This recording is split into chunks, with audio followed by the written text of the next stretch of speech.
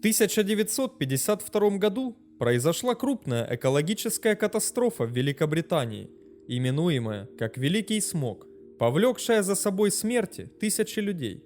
Промышленная революция принесла в мир фабричные трубы, которые выбрасывали газы и огромное количество частиц в атмосферу. Некоторые из этих частиц вызывали раздражение легких и глаз, другие были ядовитыми. Но одно у них было общее – это потенциальные ядра конденсации, крошечные частицы, на которых образуются токсины. Выбрасываемые газы в атмосферу образовывали коррозионные кислоты, в частности серную кислоту, которая образовывается при соединении диоксида серы с кислородом и водой. Мало того, что туманы вызывали лихорадку, ревматизм и несли с собой частицы сажи от угольных пожаров, туманы Британских островов теперь стали еще более неприятными, ибо ядовитые выбросы из фабричных труб придавали им едкий вкус, неприятный запах и грязно-желтый или коричневый цвет. Эти туманы, столь не похожие на чистые белые туманы сельских районов, стали известны как гороховый суп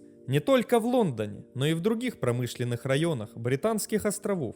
Частицы в атмосфере делали здания грязными, а кислоты наносили удары по железным, каменным и тканевым изделиям. Также в стороне не остались поезда, заводы, угольные электростанции и выхлопные газы автомобилей, перешедших недавно на дизельный двигатель, что значительно увеличило выбросы в атмосферу. В совокупности этих факторов концентрация выбросов начала расти с большой скоростью и достигла своего пика в начале последнего месяца 1952 года, а точнее с 5 по 9 декабря. Начиная с 4 декабря Лондон оказался во власти непогоды с резким понижением температуры. Дым вырывался из труб домов и попадал в ловушку инверсии антициклона, который развивался над южными частями Британских островов в первую неделю декабря.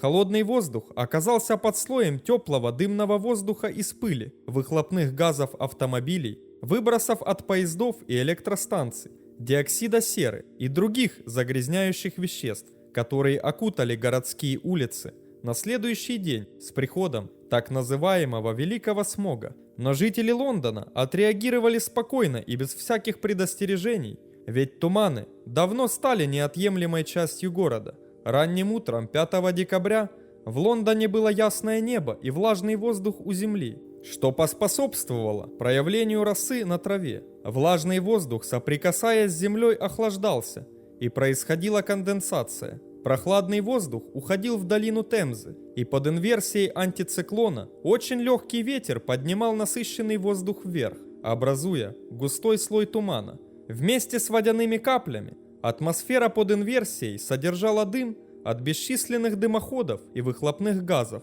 На протяжении дня туман был не особенно плотным и в целом носил сухой дымный характер. Однако с наступлением темноты туман начал становиться гуще, и видимость упала до нескольких метров.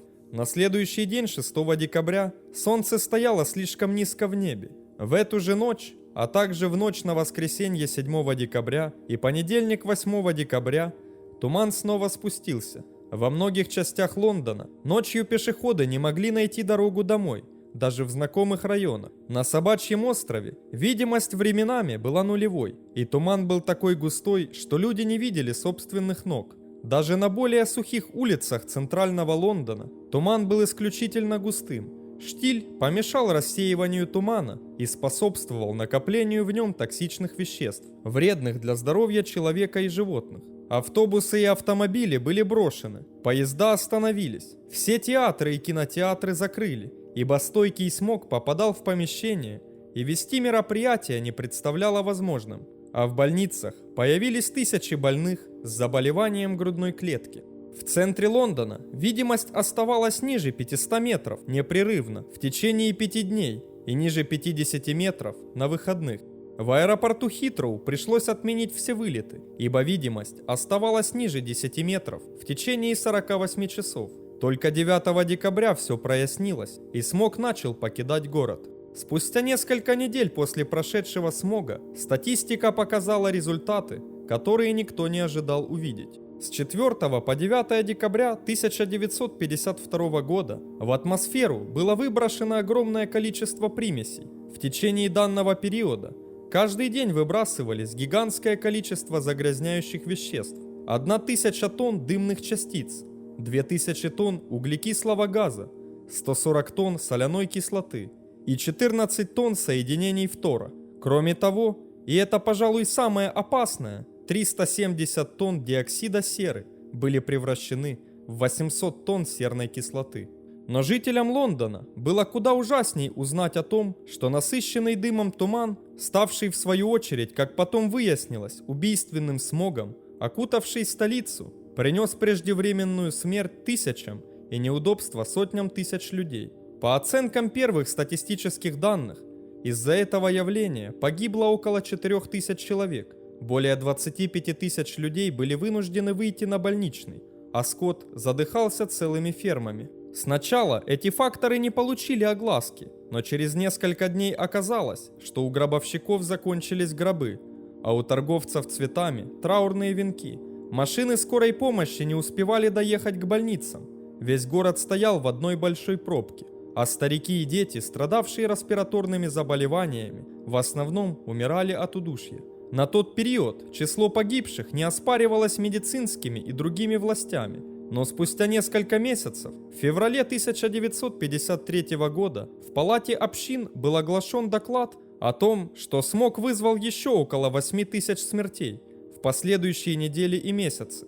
Таким образом, за период Великого смога погибло примерно 12 тысяч человек. Этот жестокий урок заставил людей изменить свое отношение к загрязнению воздуха. Бедствие со всей очевидностью продемонстрировало миру, что данная проблема предоставляет собой непосредственную угрозу жизни людей и животных. Были приняты новые экологические стандарты, направленные на ограничение использования грязных видов топлива в промышленности и на запрет сажесодержащих выхлопных газов. Друзья, поддержите наш новый канал, подписавшись на него и поставив лайк.